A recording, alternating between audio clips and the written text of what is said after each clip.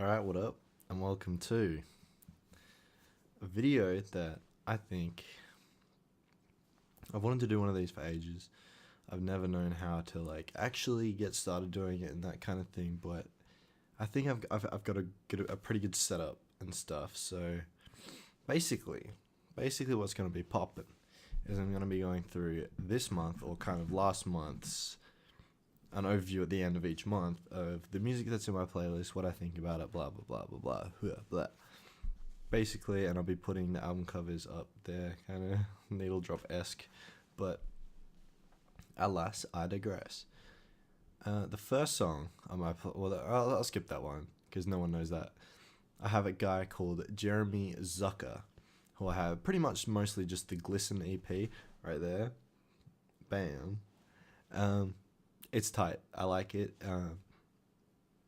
It's not like the best thing in the world, and it's very kind of ambient.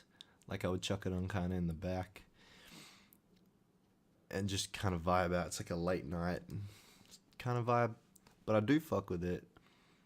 But it's one of those things where, when you fuck with music, but you kind of just you're not too invested in the artist or the music. It's kind of like that. I'm not too invested in Jeremy Zucker, whatever he's doing with his life, but one of the songs is a little cringy. All the kids are depressed.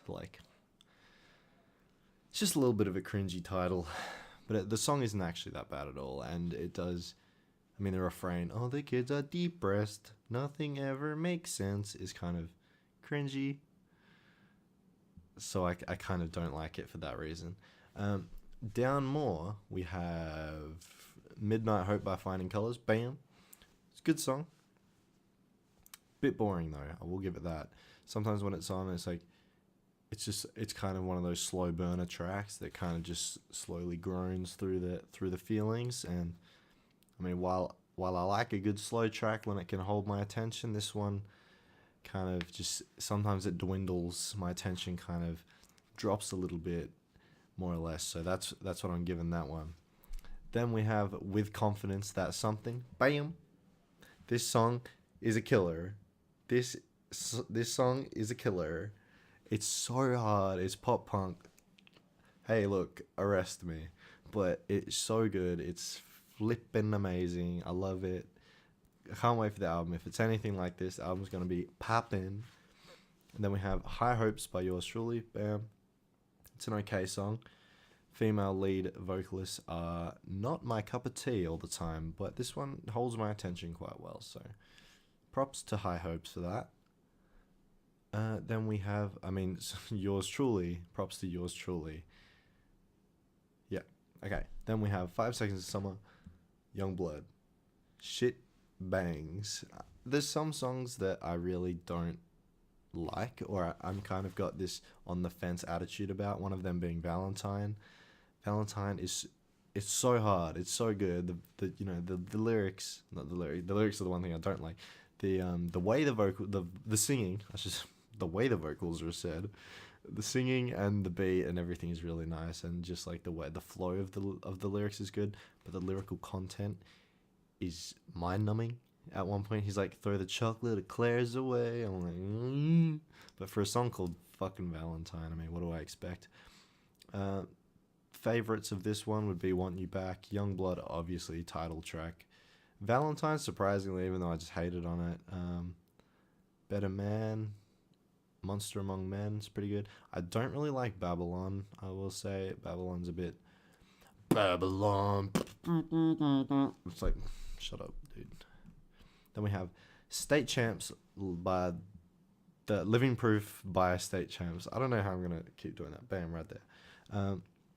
Pretty good, pretty solid. I would say it's a lot more solid than the Youngblood, the 5 Sauce one, but I would say it's probably, it's a bit solid throughout. I'd definitely rate Crystal Ball, Dead and Gone, The Fix Up, and what's the very first one?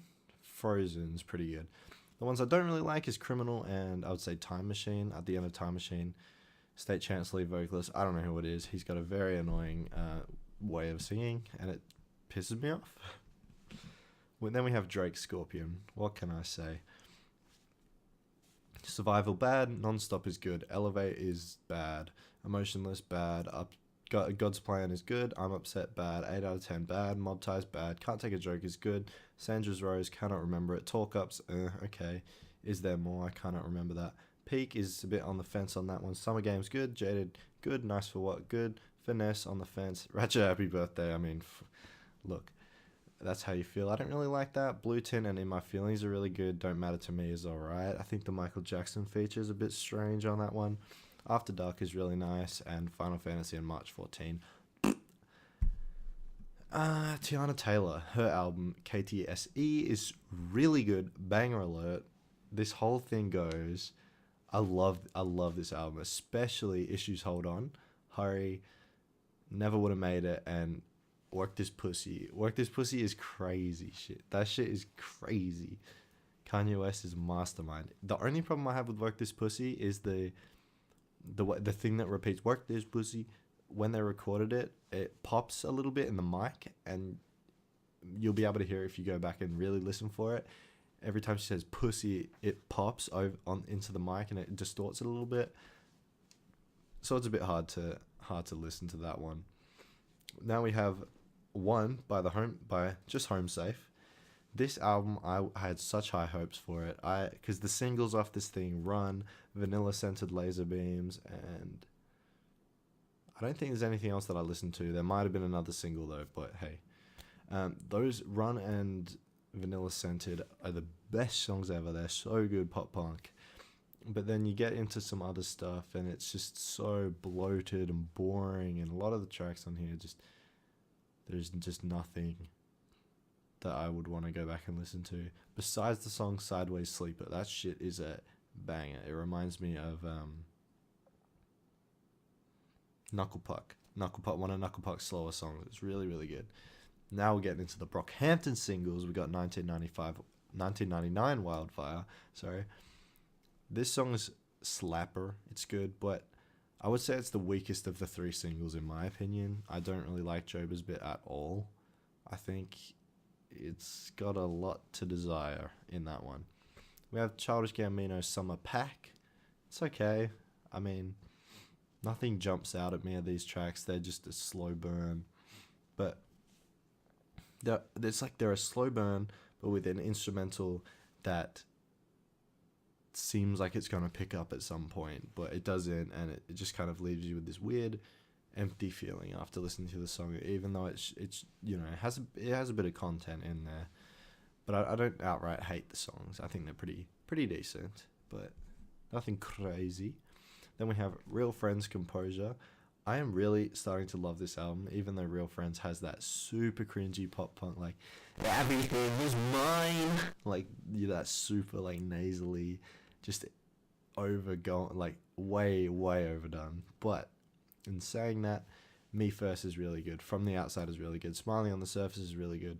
Unconditional Love and Composure is really good. Get By is, like, my favorite song ever. Ripcord is really good. I can't remember Take a Hint, but, you know, Composure's a really nice album, and I'm loving it. And I might actually put it on this month's playlist because I want to listen to some more of it. Then we have Dirty Projectors, Lamp Lit Pros. This album is weird for me because I love some of the songs, but I just wish it felt more full. The album feels really empty to me because Breakthrough, That's a Lifestyle, I Feel Energy, I Found It in You, and What Is the Time are crazy good. They're crazy good.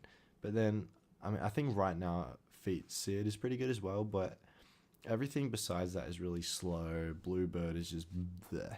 And then the end two songs are really, really slow, and for an album that's not slow, it's kind of a weird hit to have them in there. It would have fit really well on the last album kind of thing where things were slower, but for here, you know, the energy was really, really up, and I wanted to hear some shit that banged, or at least something that was at least, you know, had enough content to keep my interest throughout the whole song. But at the end, we have a 4-minute 22 song that is just like slow instruments going across the whole thing, and none of them have like a crazy, you know, rhythm that jumps out, catches the ear. Now we have Liquor by Lydia. This thing's alright.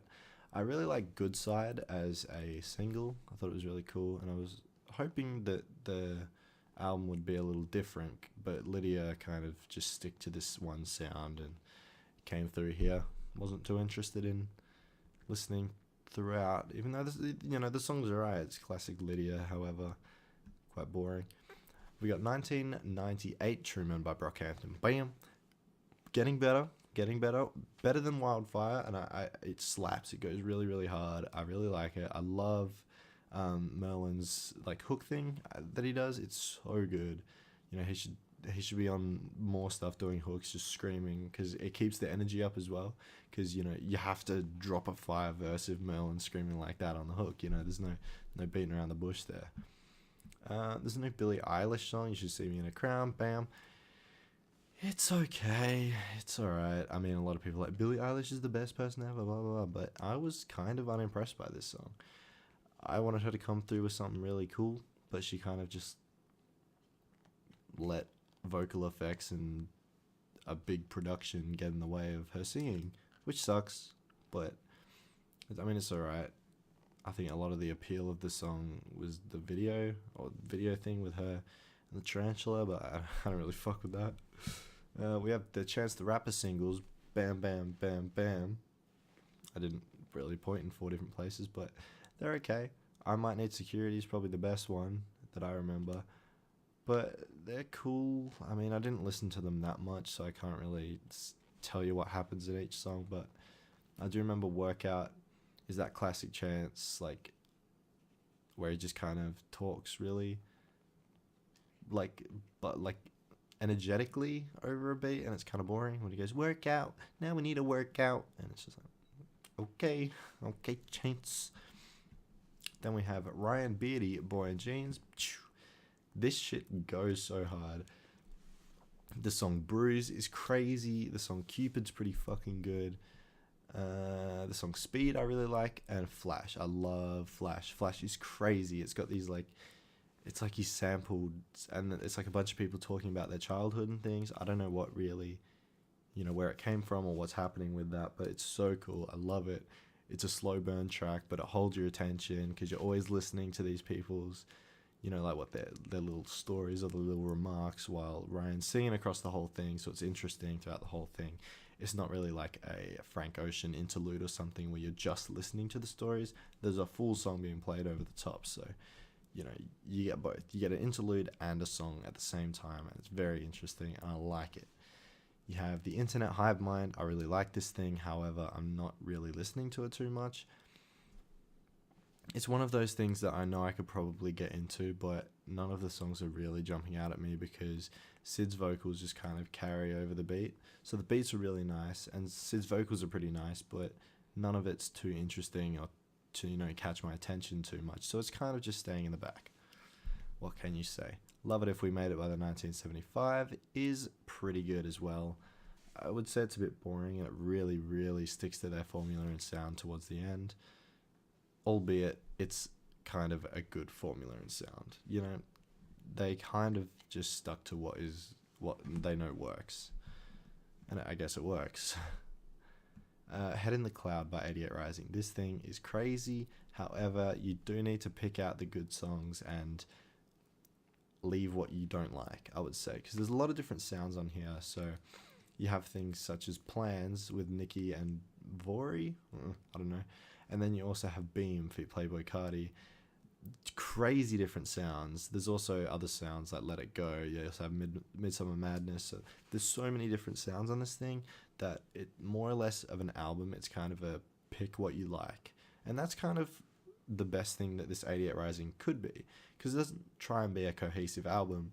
It's just trying to be like a taste tester for the 88 Rising signees. And that's tight. It's what it should be. And it works really well for that.